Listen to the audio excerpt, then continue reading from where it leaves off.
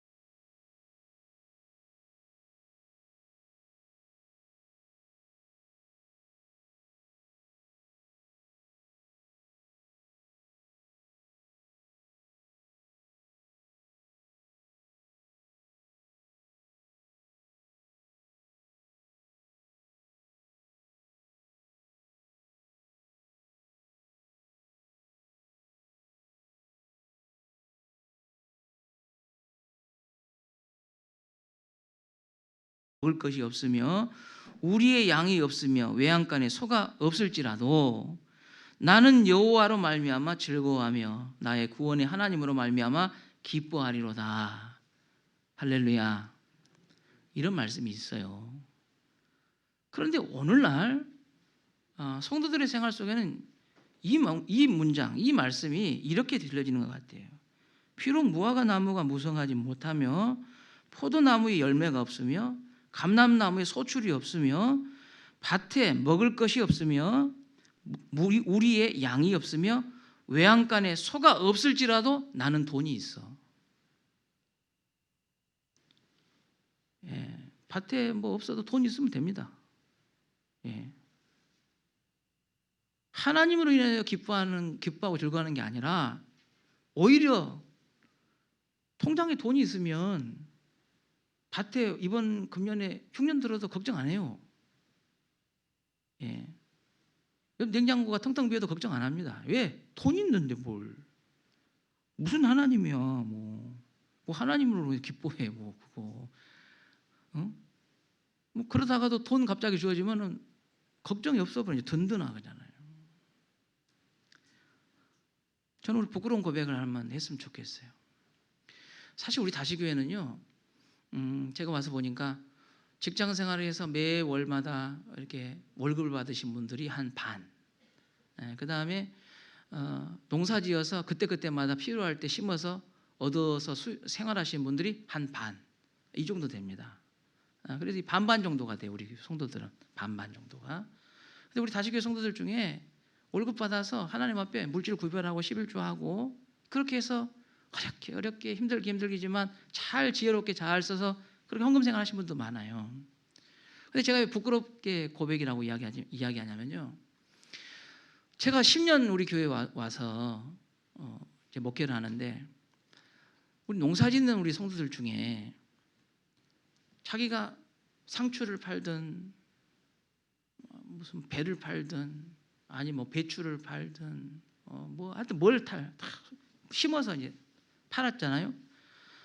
채 10년 동안 그거 농사지어 가지고 하나님 앞에 감사헌금하고 11조 하시는 분은 딱 2명 봤습니다. 제가. 우리 성도들 농사지은 분들이 하나님 앞에 감사 잘 안 하시더라고. 제가 물어보면요, 하나님이 도와줘야 돼. 농사가 되고 뭐 바람도 보고 막 비도 좋아 이렇게 하는데 수확해놓고는 입 다 씻어봅니다. 딱 2분이 내가 본 분 딱 2분이에요. 한 분은 저 오기 전부터 그렇게 하신 분이고 한 분은 중간에 은혜 받아서 이렇게 하면 안 되겠구나. 그래서 농사지어서 수입이 많든 적든 간에 하나님께 구별해서. 사실 여러분 우리가 농사짓는 분들은 목돈이 들어오잖아요. 안 그런 것처럼 뭐 줄어갈까 봐 또 표정을 딱. 농사짓는 분들은 목돈이 들어와요. 콩 막 팔고 막 쌀 팔고 그러면 한꺼번에 막 이게 월급쟁이들이야 매월 얼마 이렇게 들어오니까 그렇지만 농사짓는 분들은 한꺼번에 목돈이 들어와 버려. 작은 돈에는 하나님 앞 드리는 거 잘해. 목돈 들어와 보니까 눈동자가 막 흔들려 버려. 도대체 돈에 매여서 하는 사람인지 하나님께 매여서 하는 인생인지 참 민망할 때가 한둘이 아니에요. 우리 성도들은 다 아실 거예요. 저는 우리 아버님하고 같이 살면서 5 식구가 삽니다. 제가 5 식구가 사는데 5 식구가 1년에 수입이 5명이서 4천만 원이 안 된 1년에 수입이 4천만 원이 안 돼요. 제가. 우리 성도 다 아시잖아요. 제작기 오셔서 다 아시니까. 4천만 원 5명이 저는 삽니다. 5명이 먹고 사는데 하나님께서 우리에게 우리 추수감사는요 1년을 놓고 버는 거예요. 1년을. 1년에 가정 꾸리기 위해서 여러분 생활하기 위해서 얼마 버셔? 하나님 얼마 주시든가. 예. 한번 잘 생각해 봐요. 여러분 그렇게 하나님 우리에게 채워주셔서 지금까지 산 거예요. 이렇게 많든 적든 간에. 예. 그러면 종종 이런 분이 계셔요. 믿지 않는 분 남편이든지 믿지 않는 아내든지 과연 우리 종종 저도 그런 질문 받아요. 목사님 안 믿는 사람인데 11조를 그분이 11조를 드려야 됩니까? 그럼 제가 형편대로 하십시오. 믿음으로 하십시오. 이렇게 하거든요. 근데 사실 추수감사를 놓고 가만 보면요. 믿지 않는 남편을 통해서 하나님께서 우리 가정을 채우셨고 믿는 나를 통해서 하나님께서 채우셔서 가정이 유지가 됐어요. 그럼 오늘 말씀 봐보셔요. 뭐라고 말씀하셔요? 모든 것을 돌아보아 힘 닿는 대로 그걸 담아서 말이에요.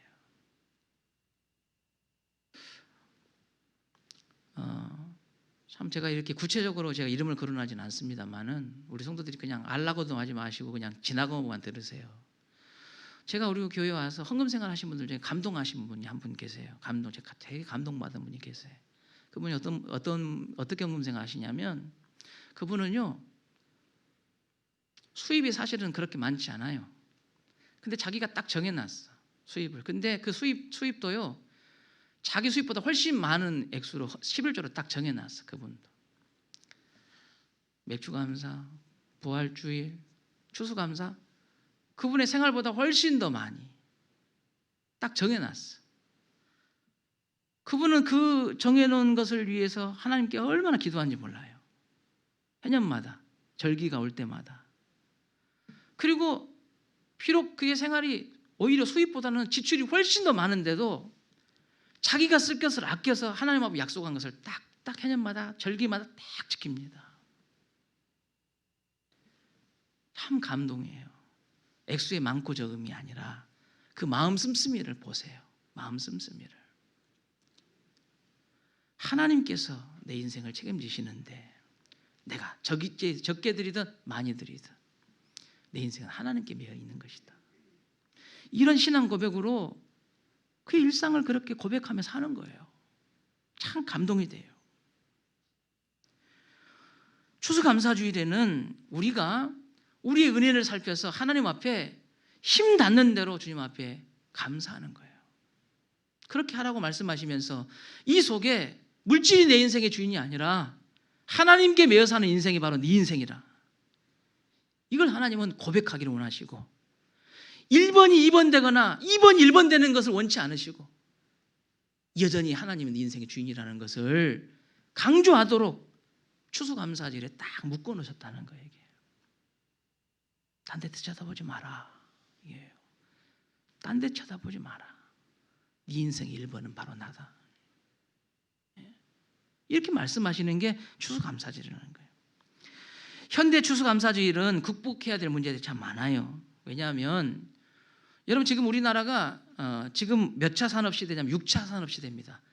들어보셨습니까? 6차 산업? 지금 우리나라 6차 산업시대예요. 6차 산업이라는 게 1차부터 거쳐서 6차까지 됐거든요. 1차 산업이 뭐냐면 농사 짓는 거예요.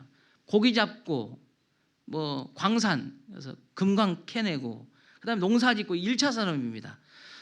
여러분 우리나라가 1차 산업이 언제까지 1차 산업 됐어요? 얼마 안 돼요. 우리나라가 1차 산업에만 의존되어 있었을 나라가 우리나라 6.25 이후에 70년대 전까지 1차 산업에 거의 의존해 살았어요. 얼마나 가난했어요. 보릿고개 고생하면서 지냈잖아요. 그런데 불과 몇 년 사이에 하나님이 얼마나 우리나라에 은혜를 주셨는지 몰라요. 지금 우리는 6차 산업 시대를 살아요. 지금 그 단기간에 1차 산업에 의존해서 사는 때는요 2차 산업, 3차 산업 생각도 못했어요. 꿈도 못 꿨어요. 지금 그러다 보니 지금은 6차 산업 시대에 살다 보니 마치 추수감사절 예배는 1차 산업들만 하는 사람들이 이것을 지키는 것처럼 우리가 오해를 하는 거예요. 지금 농사 짓는 사람 많지 않으니까. 왜? 우리 매 월마다 월급 받아서 연금 받아 사니까. 그래서 마치 이 추수감사절에는 농사 짓거나 1차 산업에 종사하시는 분들이 의존하는 것처럼 필요한 것처럼 생각하는데 그렇지 않다는 거예요.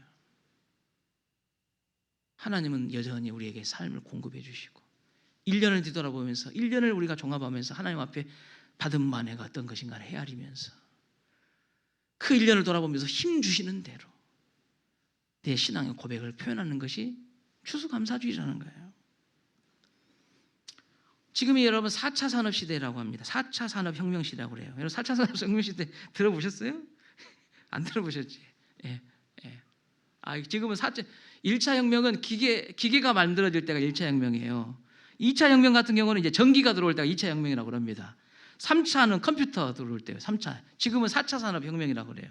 4차 산업 인공지능 막 이런 거거든요. 이런 거거든요. 여러분, 이런 과학 시대를 살다 보니까 오늘날의 성도들은 과학은 교묘하게 하나님의 자리를 과학의 자리로 다 바꿔버렸어요. 이제는 여러분 하늘 보고 농사 짓는 것이 아니라 일기예보 보고 농사 지어요. 예. 예전에 하나님만 의지하고 살았던 시대가 아니라 이제는 과학을 의지하고 이성을 의지하고 똑똑한 머리 의지하고 사는 시대가 돼버렸어요. 그러다 보니 오늘날 한국교회, 전 세계교회의 성도들의 마음속에 하나님의 자리가 점점 약해져요. 믿음의 자리가 약해진 건 또 사실이에요. 믿음의 자리가 약해지다 보니까 하나님의 은혜의 자리도 약해져요. 위기의 순간이 찾아온 거죠. 마지막으로 저는 이렇게 생각해요. 우리 성도들이 그래요. 종종 저한테 그러거든요. 목사님, 나는 돈이 없어가지고 헌금도 많이 못해요. 저는 그렇게 수준 낮은 목사 아닙니다. 그런 것 때문에 뭐 혹하고 저리 혹하고 그런 목사 아니에요. 막 우리 교회 헌금 많이 한다고, 아이고 집사님 오셨습니다. 난 추접시라서 그런 거 못합니다. 나 체질이 안 맞아요. 나는 그런 값도 합니다. 막 헌금 못하는 성도들, 막 어떤 성도들 그래, 우리 목사님 돈 많이 번 사람한테는 겁나 친절하게 하고 헌금 쬐까만 사람한테는 인사도 안 합니다. 난 그런 인간 아닙니다. 저는 별로 신경 안 씁니다. 그런 거. 그런다고 해서 제 막 월급이 올라가지 않으니까 그런 신경도 안 써요. 제가 그런 수준 낮은 목사도 아니고요. 우리 성도들이 정말 어렵게 아끼고 아껴서 주일날 헌금 1,000원 하는, 주일 헌금 1,000원 하는 성도가 있다고 합시다. 1,000원 해. 헌금해. 아이고 나는 아무것도 아니요. 근데 그 1,000원이 모여져서 우리 교회 어떤 아이들에게 장학생을 줄 때 그 1,000원이 그 안에 들어있다는 거 여러분 아세요? 우리 교회 1년 차량 운행에 들어가는 비용이 1,500만 원이 들어갑니다. 기름값 다 세대 비용, 보험만 다 들어가는 1,500만 원 들어가요. 그 집사님이 낸 1,000원이 1,500만의 자동차를 돌리는 비용에 들어가요. 자부심을 좀 가지시라고. 많고 액수에 많고 적음이 아니에요. 하나님께서 우리의 성도들의 자원하는 마음을 모아서 하나님의 귀한 일들을 펼쳐나가시는구나. 이렇게 해야지. 1,000원만 보고 있어. 1,000원만. 자꾸 1,000원만 봐. 아유 1,000원. 언제 난 2,000원 할까. 또 어떤 분들은 또 내가 그런 소리도 들었네. 교회 5년 되겠는데도 여전히 1,000원이요? 또 그래 또 쫓았어 또. 다른 뭐 할매 보고 교회 5년 되겠는데 여전히 1,000원이네. 남이사 어쩌든지 간에. 그런 신경 쓰지 말아요. 그럼 오히려 내가 액수가 중요한 게 아니라 하나님께서 우리에게 은혜 주시고 그 은혜에 따라서 내가 나누라고 하실 때 그 나누는 은혜들이 내 손에는 작을지 몰라도 그것이 모여서 어느 누군가에게는 숨통을 트이는 구원의 손길이 되기도 한다니까요. 예? 구원의 손길이 돼. 그런데 우리가 너무나 여전히 하나님 이름을 부르면서도 물질에 매여 인생을 살고 욕심이 가득해서 우리의 마음에 베풀 만한 여유가 없어요.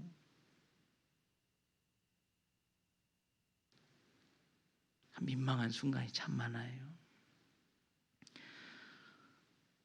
개인의 능력으로 사는 게 아니라 우리는 하나님의 은혜로 사는 사람들입니다.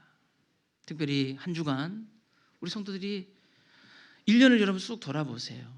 1년을 쏟아보시고 하나님께서 내 가정 가운데 어떤 은혜를 부어주셨는가를 여러분 쭉 생각해 보시고 나에게 이런 힘을 얻게 하셨는데 이런 힘들을 어떻게 하나님께서 사용하시기를 원하시는가, 어떤 신앙의 고백을 담기를 원하시는가, 그리고 하나님 앞에 빈손으로 나오지 말라고 명령하실 때 그 명령 속에는 어떤 더 깊은 의미가 담겨져 있는가 이런 마음에 새기시고 잘 준비하셨다가 여러분 다음 주 추수감사절 예배를 드릴 때에 사람은 외모를 볼지 몰라도 하나님 중심을 보시는 하나님이시니까 그 하나님께 우리의 신앙을 고백할 수 있는, 그래서 그 은혜가 차고 넘치는 그런 일들이 우리 교회 성도들 가정 가운데 넘쳐나시기를 주의 이름으로 축원합니다. 하나님 아버지 감사합니다. 주님, 돈에 매여 사는 인생 되지 않게 하옵소서. 하나님께 매여 사는 인생 되게 하옵소서. 하나님께서 우리의 모든 필요를 채우셨고 내년에 우리의 모든 일들까지 우리 하나님 책임져 주시고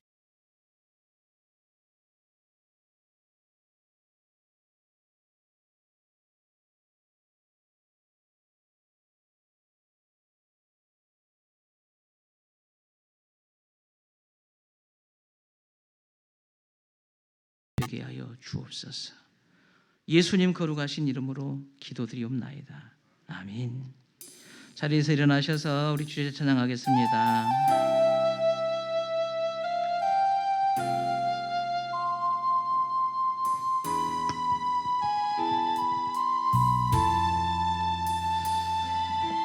주신 말씀 붙잡고 믿음과 확신 가운데 찬양하기로 원합니다. 능력 위에 능력으로, 능력 위에 능력으로 나를 향한 주 뜻, 나를 향한 주 뜻 이루시고, 능력 위에 능력으로 내 앞에 일을 주가 하시네. 능력 위에 능력으로 내 생각보다 더 크신 주님, 능력 위에 능력으로 주 뜻대로 날 빚으소서. 이제는 예수 그리스도의 은혜와 하나님 아버지의 크신 사랑과 성령의 역사하시고 교통하시고 부어주시는 은혜가 우리 다시교회 모든 성도들 가정 위에 이제부터 영원토록 함께 있을지어다. 아멘. 주신 말씀 붙잡고 주신 바 은혜 다시 한번 헤아리시고 한 주간 내 인생 말씀에 의지하여 살겠습니다 결단하시고 돌아가시기 바랍니다.